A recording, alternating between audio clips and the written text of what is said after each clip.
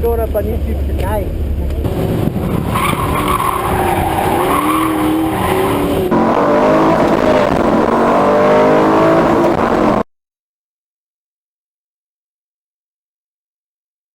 Welcome back to the Plays with Cars YouTube channel and another episode of Project Boost Wagon.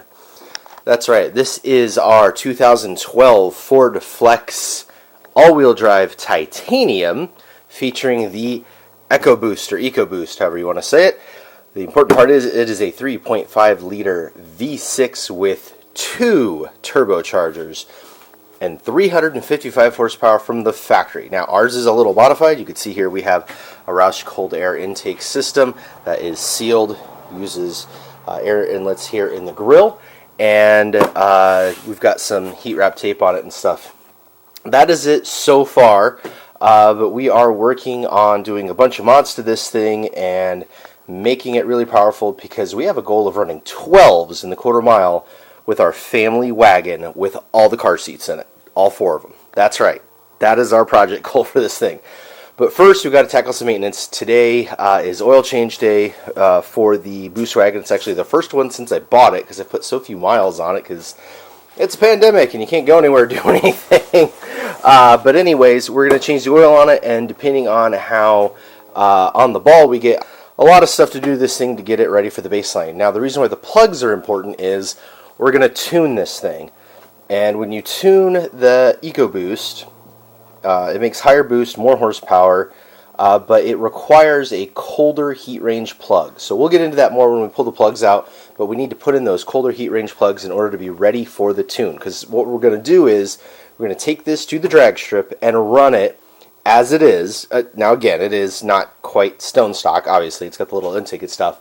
But we're going to get a baseline run with it, and then we're going to tune it at the track and see how much faster it is with the tune.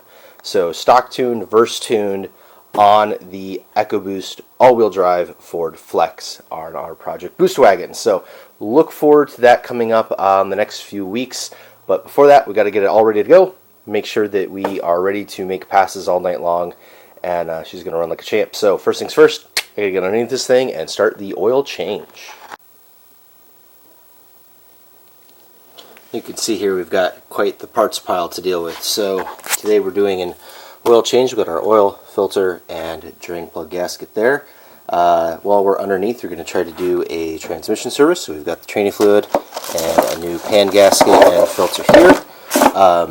Got plugs to do to it. Those are the 1 heat range colder NGKs for this car so that it can deal with the increased boost when we tune it. We got a new PCV valve, got a new exhaust gasket and oil return line.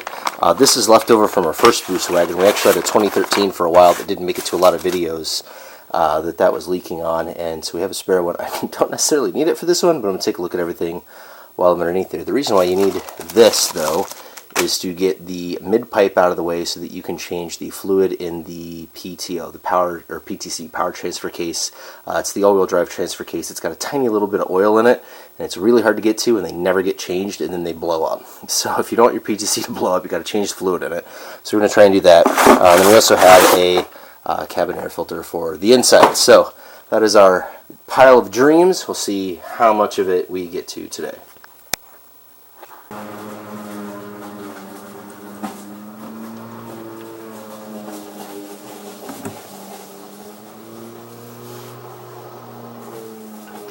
Alright, so you obviously saw me catch oil in this little tub here, and this is for an oil analysis through Blackstone Labs. Again, not sponsored, and paying full price for these. And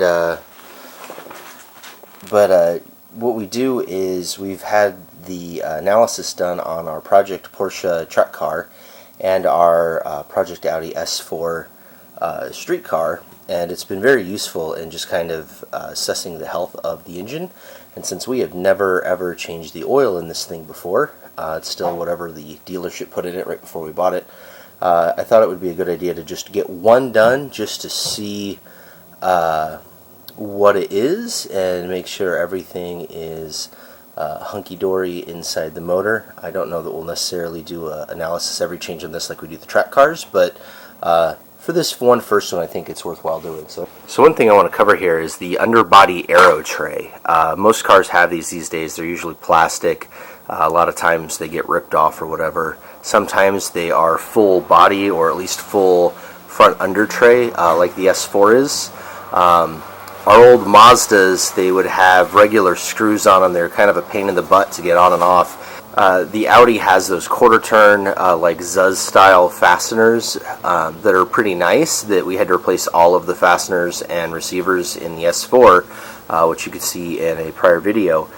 One thing I really like about the Flexes, you can see here it's got heat shielding built into it.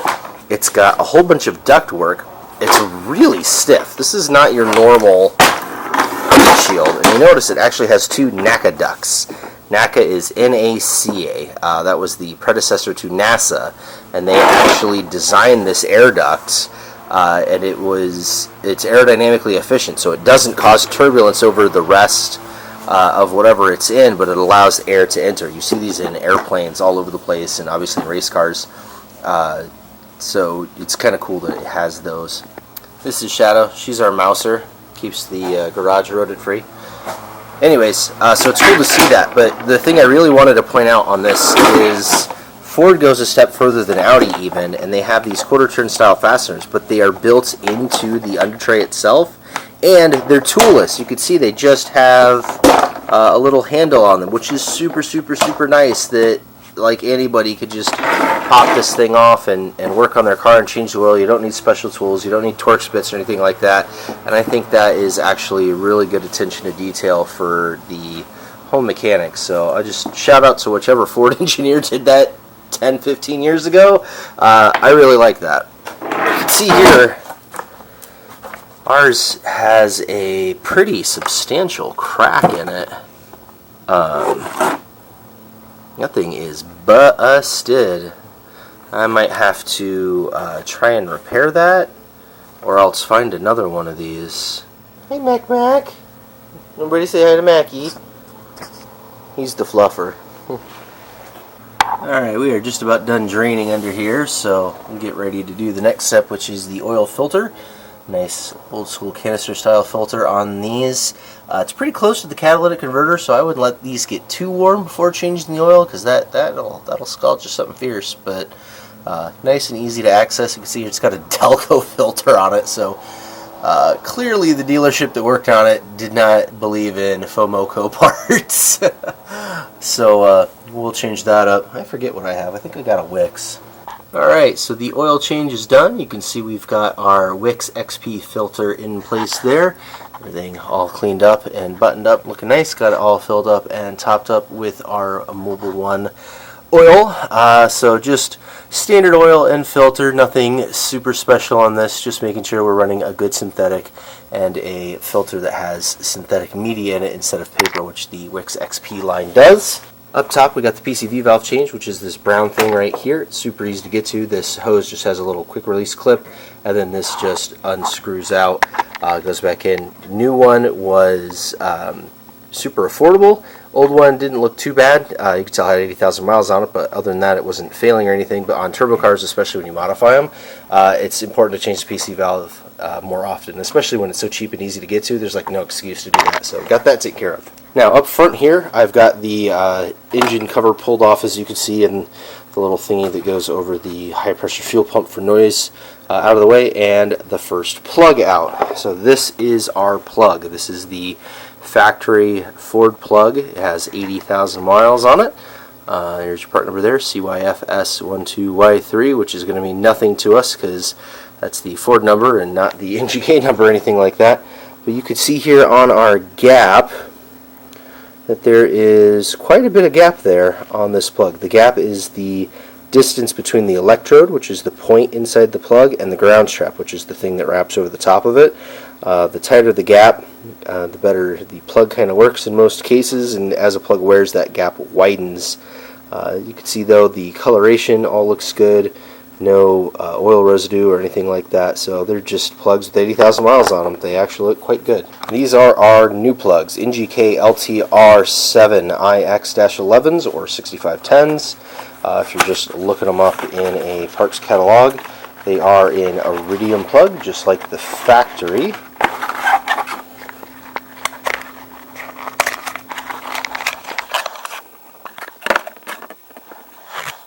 If I remember correctly, these are a heat range colder than the stock plugs. I think I bought the heat range colder ones, at least I hope I did. But they are in LTR7IX-11, which, again, so these are 12, because these are made by NGK. You can actually see Japan on them right there. But yeah, so just looking at the difference in the electrode gap here between the new plug and the old plug, you can see a little bit tighter gap, but not anything too crazy. So it's actually, like I said, not worn too bad at all. So that is good news. Shows that our engine is nice and healthy and ready to accept some boost. So we're going to pop 6 of these in the motor and go from there. Alright, and with that, all of our spark plugs are changed. You can see the 6 old ones here all look about exactly the same. So they were just ready for a change. So we got nice fresh ones in there with the colder heat range.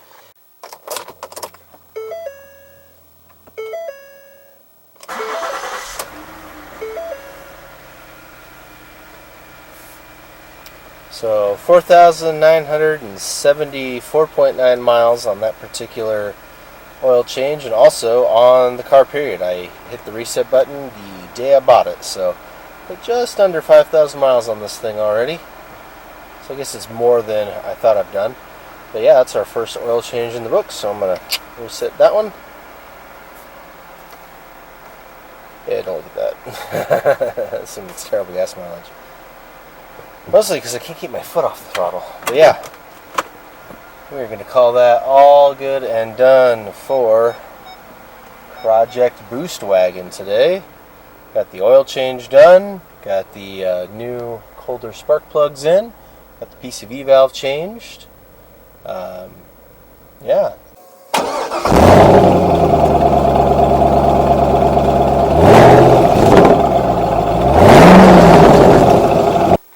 Shadow Marie.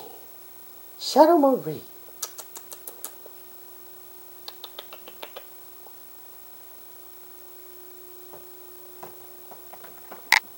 You tell the viewers. You tell the viewers. You change those spark plugs. Keep the ICs away.